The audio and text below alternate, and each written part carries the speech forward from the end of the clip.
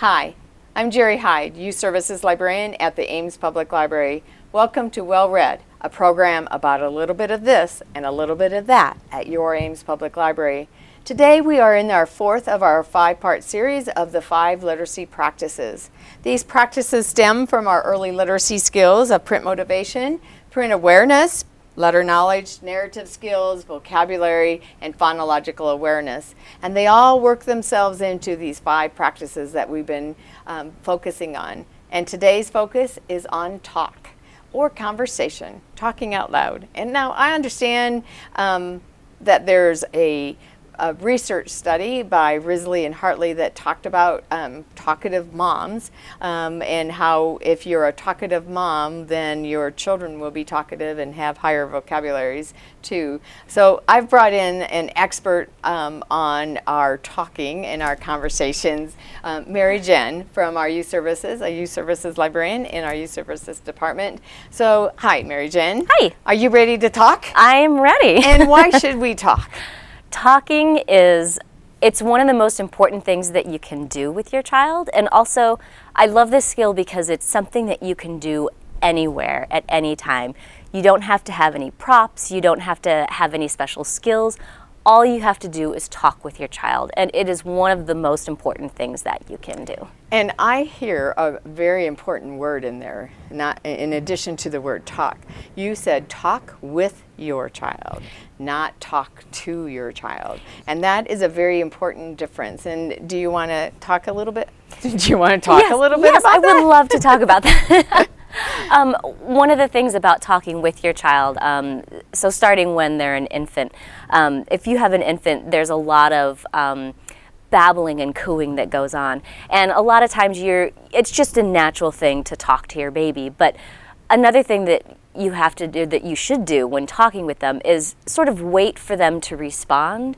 And if you ask them a question and it sounds like they're sort of babbling back to you, let them babble back to you, because it gets sort of that flow of conversation happening, so they can sort of hear the way a conversation works. And even if they can't form the words that they want to say in particular, they're going through the motions of having a conversation with you. And that's what's so important about talking with your child. Yeah, and that reaction is very important. And when just the other day I was talking to our lifeguards at the pool and talking about having conversations with our children. And it doesn't matter what age you are.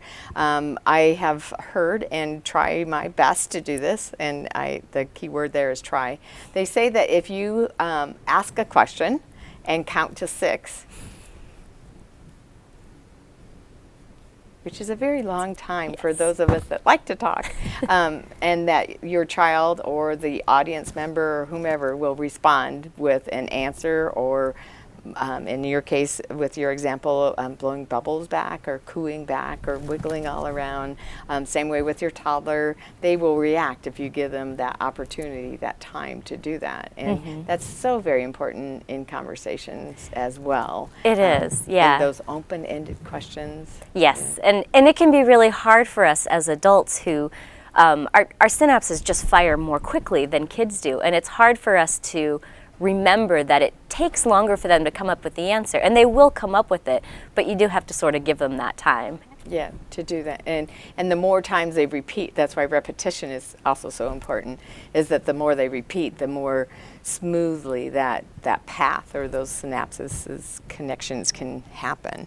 Now, there's a Risley and Hart study that talks about the conversations and talking and what kind of words are using, that it's very surprising to me, and I have some statistics. Can I share those with you? Oh, please do, yeah. Okay. I have Jim Trelease, the Read Aloud Handbook. His newest one that's out is a very excellent resource, too, about conversation and vocabulary.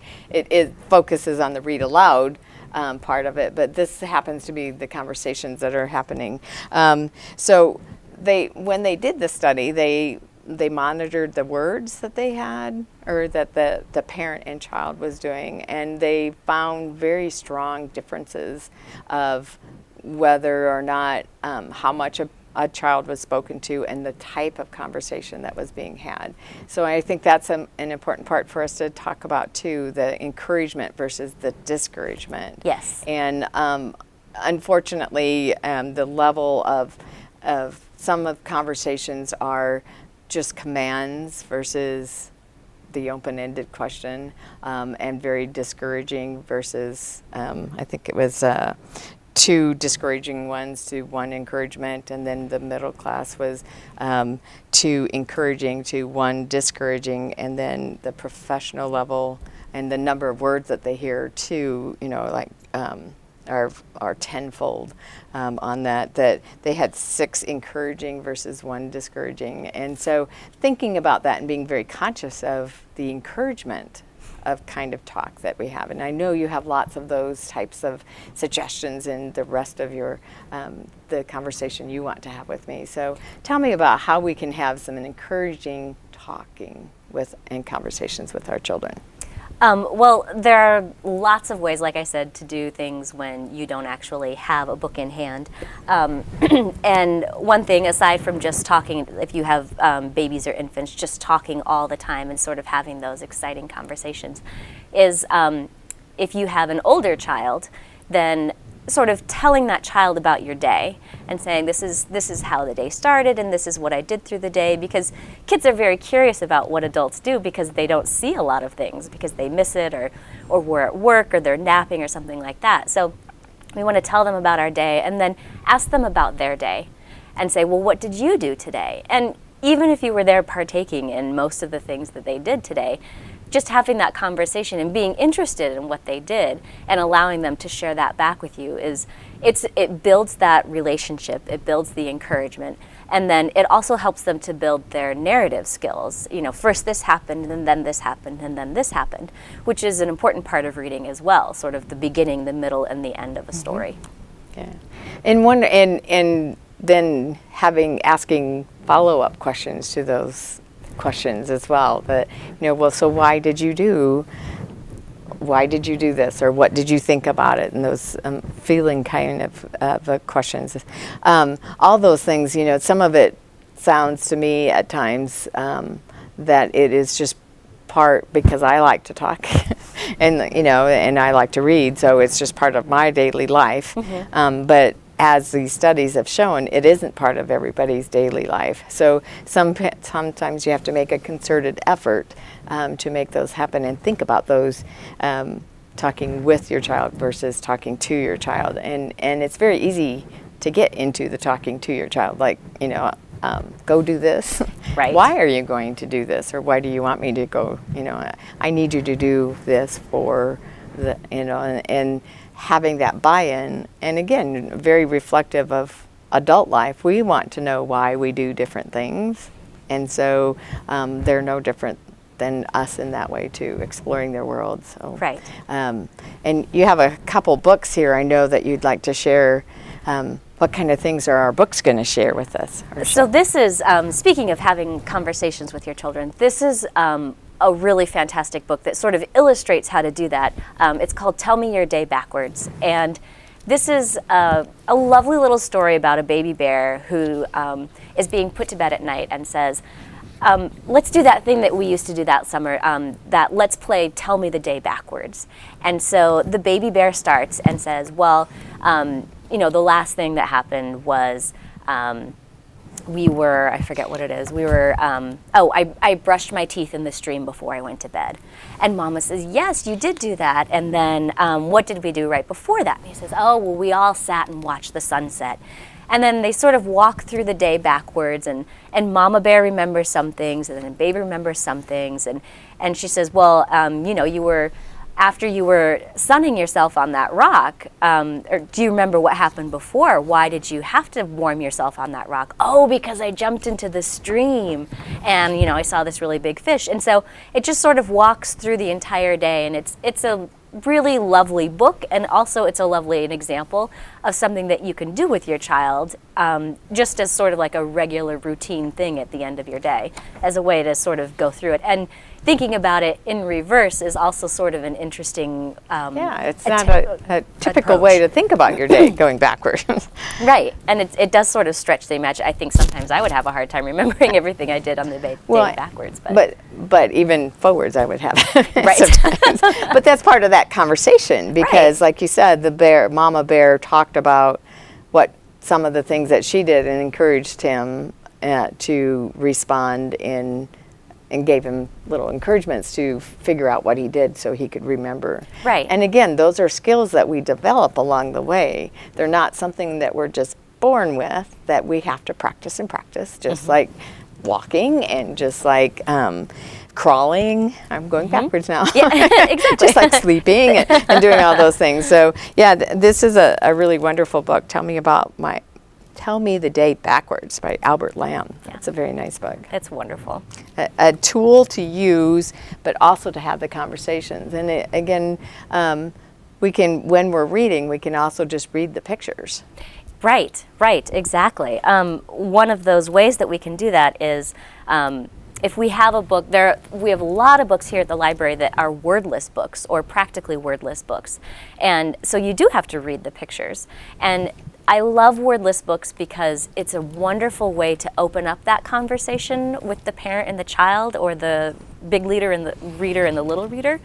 And you're both sort of walking through the book and looking at the pictures, and you can both observe things that are going on, like, oh, look, the mouse is riding on the end of the hat and he's going flying away, but oh look, there's a porcupine in the back too. And sort of everybody can contribute their observations of the book and talk about what's going on, and it's a really wonderful way to be able to share together. Even though, the little one may not have the reading skills, they can still read the book along with you. And just think how many writers we're developing. If they know how to write from or talk and tell the story from the pictures, they should be developing some of those skills. So we're also empowering some, hopefully, future authors of books. Yes. As well. So that is The Red Hat by Lyda Judge. And another way you can do that, if you have a book that maybe kids are interested in reading about something. Like I was obsessed with whales as a child. Maybe your child loves wild cats or cheetahs or some sort of animal. Get a book that's maybe not at the reading level per se, but has really wonderful pictures, and you can sort of walk them through the book, and you could talk about it together, and you don't even necessarily have to read the text, but you could say, oh, look, what do you think is going on? Why do you think a dog is in this book about cheetahs? And just sort of have a discussion about it, and then, you can read more of the text if the kid is really curious and they don't know why would a dog be involved in this book about cheetahs. But you can sort of walk through and do like a picture walk through a book, or you can also sort of do the same thing if you have another book that the two of you have never read before. Walk through the book and have the child tell you what they think is going to happen in the story, and say, just have them sort of tell the story just based on the pictures, and then go back through and you can read the actual text and, sort of see, oh, I was right when I said that, or, oh, that's not what I thought was going to happen. And so just sort of letting them explore the books through the pictures too in many different ways. And I when you were describing that too, and also thinking about, well, the way I thought about it was better. My storyline was better. Right. Maybe I'm going to write my own. Maybe I'm going to write my own. So yeah, and this one is Chasing Cheetahs, the race to save Africa's fastest cats. And the photographs are by Nick Bishop, and of course he's just fabulous. And Cy Montgomery has written the text, but Nick Bishop is anything that he's illustrated is fabulous. Fantastic photographs, anything by him. Beautiful animals too. Yes, The pictures are drawing me to that book. Another one that I have that I really love is Bang by Leo Timmers. This is another sort of nearly wordless picture book. Okay. And it's one that is just funny, and where you can sort of flip through and read it over and over again and find so many little details in the book. So the book starts out with this deer who's driving down the road. Yeah, he's a character. And he's got all these books. And as you can see, there's a trash can at the sort of the front of the page or in front of him. And then when we turn the page, or maybe even we have this bang. And that's pretty much the only word that happens in the story. And then we can see, oh, what happened to all the books that were in the moose's car, or the deer's car? Oh, now they're in the trash can. Oh, look what's coming up. oh, this truck is coming with the chickens, and does the deer see the pig coming up and with the truck with the chickens? Now, what do you think is going to happen? And then we turn the page, bang! Bang! No, the chickens are Yes. very funny looking. Love their big they're eyes. Fantastic pictures, and this big bang, it looks the same every time, so the kids will be able to start reading it themselves. And then you can sort of see the progression of things that happen, and bang, there's another accident. And sort of whatever's in the car goes forward into the car in front of them. And so you can sort of, it becomes a really great prediction book and what's going to happen. Oh, now what do you think is going to happen? There's another car. Do they see the car stopped in front of them? No, they don't. What do you think is going to happen? Oh, I think it's going to go. Bang! And so it's a really fun book, and it has sort of, it has a little twist at the end, which is pretty fun. Should I keep turning or let the people? I think we should encourage people to check it out because it's Bang. just so much fun, and I think kids will really love it. And it's one of those books that, you know, you read through it once, and then if the kids love it so much, they can sort of go through and read it again on their own and get just as much enjoyment out of it the second and third and sixth time when they read it. And now, so part of this conversation that we were having with the book were who, what, and whens, and predicting and that type of, and now that's called a special type of reading, the dialogic reading, which is a very important way of reading. Our purpose is not necessarily as a reader or read aloud to get through the book.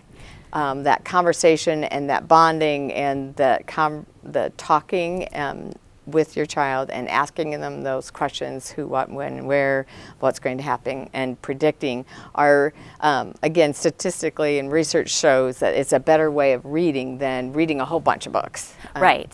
Right. And like you said earlier, asking those open-ended questions are the way to really sort of encourage that dialogic reading. And saying, you know, asking yes-no questions is sometimes it's the only question to ask, or it's the best question to ask, but then sort of following it up with, well, why? Why do you think that? And getting the kid thinking, and again with those synapses, building the connections and having them sort of think for themselves, what do you think is going to happen? I don't know. And sometimes the author does surprise us, and that makes it really exciting. And sometimes when the kids guess correctly, that makes it really exciting too. Yeah, and that conversation and having them develop those skills, again, I want to emphasize that, you know, we think that that's just a common thing that happen, or I should say, before I've been in this field, as long that talking and having those conversations, I was assuming everyone was doing that.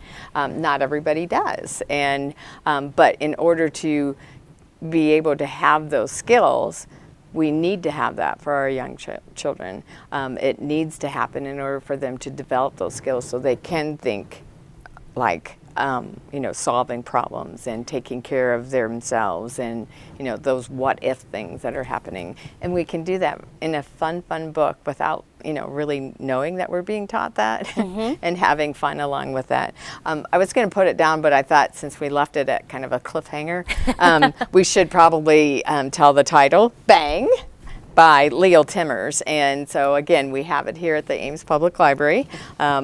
It's a very excellent book as well. So it is, yeah. And it's also one of those fun books that you can sort of talk about later on when you're driving in a vehicle and you're like, oh, remember that car? Oh, look at that truck full of chickens. What do you think would happen if, and, you know, and maybe those some of the things you don't necessarily want to imagine happening, but it's something that you can sort of take with you after you've closed the book. Yeah.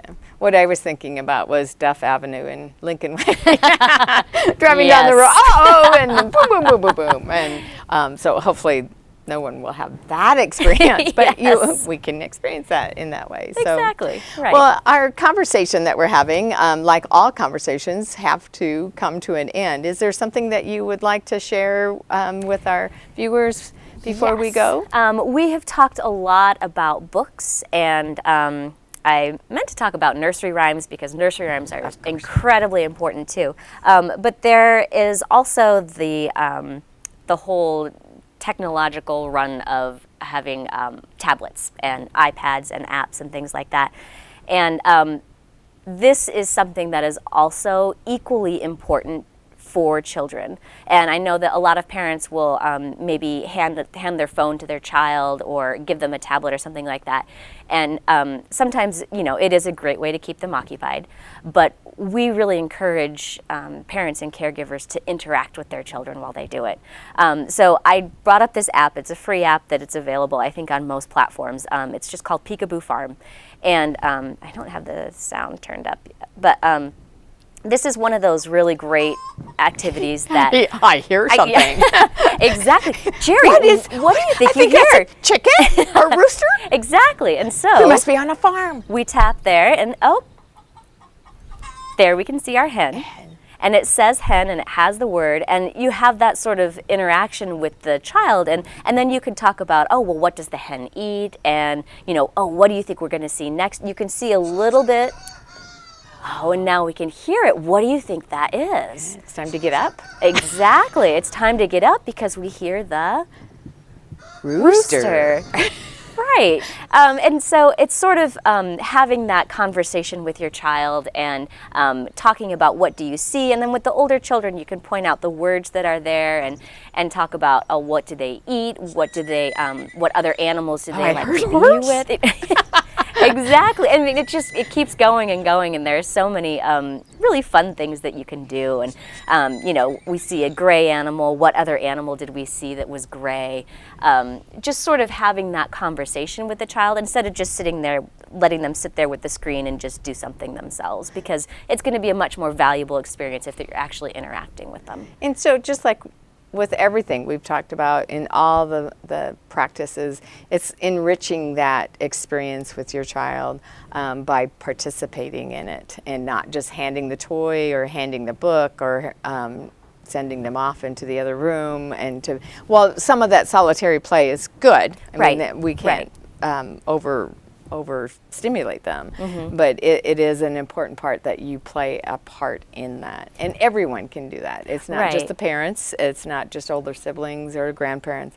Everyone in the community can help out with that, and especially with the gadgets that we have now, to make it a more enriching type of experience is the goal, and not necessarily, and again, limiting. A lot of something isn't always good, even if it is chocolate, or even if it is reading aloud. You can get overstimulated, or they can start rolling you around if you're eating all the chocolate in the world. but that type of thing, that talking, and so that's what we're talking about today, is how to make that a very enriching type of bonding experience and interaction, whether it's your child or not your child. So I invite you as viewers to talk with your children. And again, keyword with. That doesn't mean that it's just telling them what to do. It means that you're talking and exploring and helping them explore the world, and talk with other children in the community as well, and do some really good role modeling for those families that may need role modeling, and those adults, and help give our children in our community the experiences they need to be better adults, and better readers, and be empowered to be better community members. So until our next one, happy talking and happy reading, and we'll see you in the library. Thank you.